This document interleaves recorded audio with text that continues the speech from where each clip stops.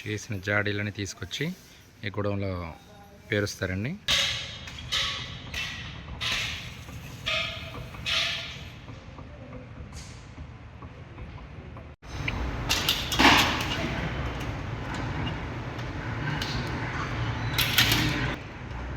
ఎన్ని కేజీలు ఉండాలండి? 4 కేజీలు.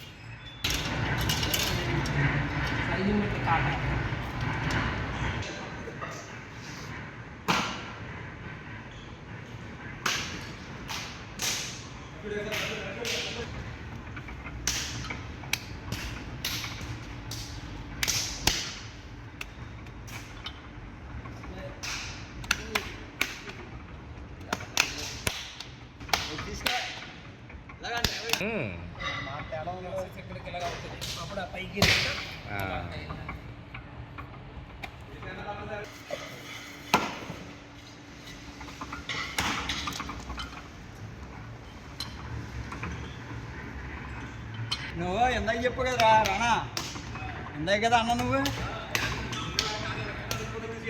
అన్ని గంట కూడా అవలేదు.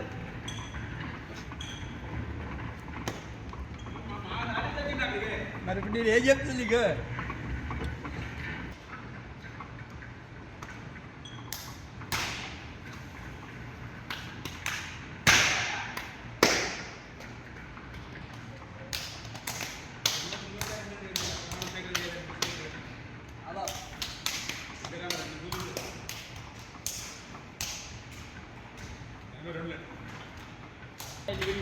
అదేదో మాట్లాడుతుంది, నీకు ఎందుకు చేసుకో.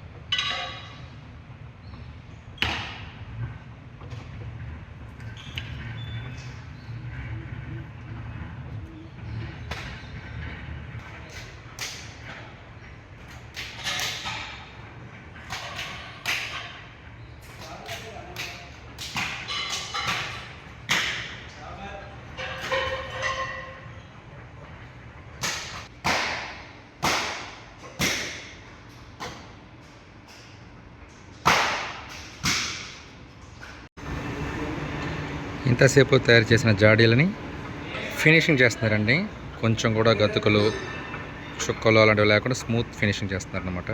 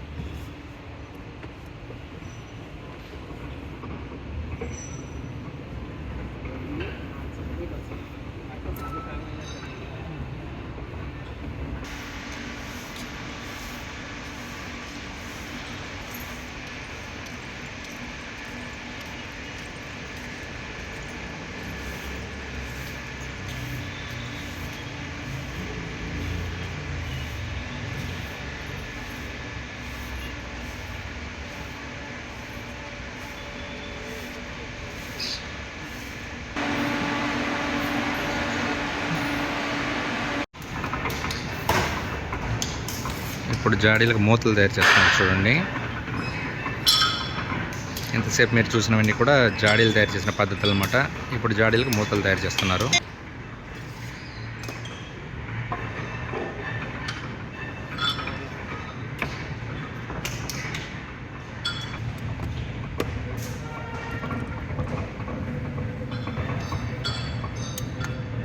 జాడీలకి ఇలా మూతలు తయారు చేస్తారనమాట.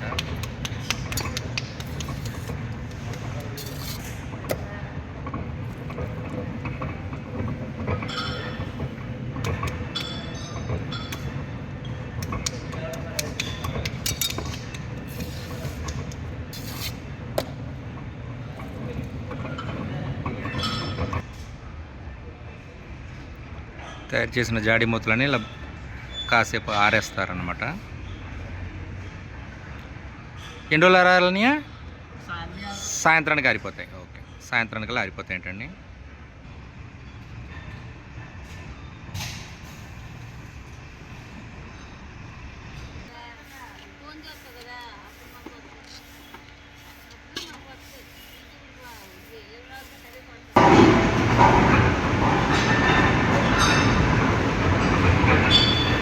క్వాలిటీ చెక్ చేస్తున్నారు అనమాట.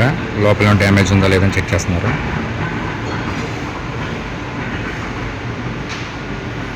ఇవి ఒక రకమైన జాడీలు అండి,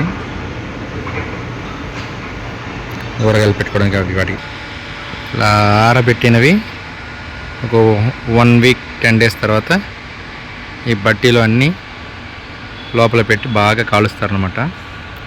బాగా కాలిన తర్వాత అప్పుడు బయటికి రెడీ అయ్యి వస్తుంది.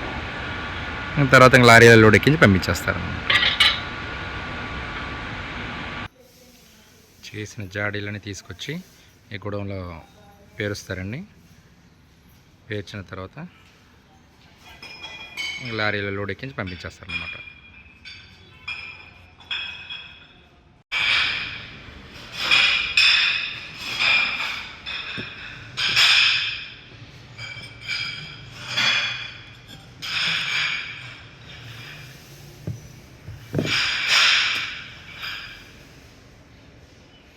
జాడీ ఫైనల్గా రెడీ అయిన తర్వాత ఇలా ఉంటుందండి. ఇక్కడ కూడా బ్రేక్ హోల్స్ పడ్డం అలాంటిది ఏం లేదనమాట. చాలా వెయిట్ ఉందండి. అబ్బా,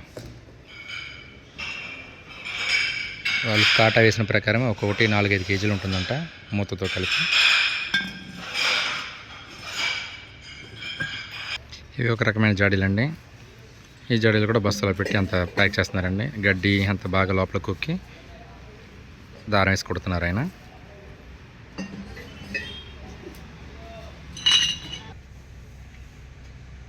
రెడీ అయిన జాడీలని లారీలోకి ఎక్కిస్తున్నారు చూడండి.